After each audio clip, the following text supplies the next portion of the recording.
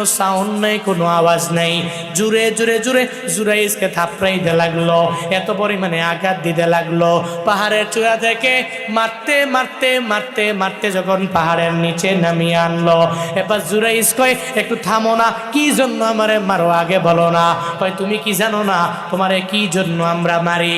তোমারে মারার কারণ হলো তুমি পীর দাবি করো, পাহাড়ের চূড়ায় দাঁড়াইয়া নিজের এত বড় আল্লাহওয়ালা সাজাও, উপর দিয়ে ফিটফাট তোমার ভিতরে ভিতরে সদরঘাট, তোমার উপর দিয়ে দেখতে মনে হলেও কিন্তু ভিতর দিয়া তো তুমি ভালো না।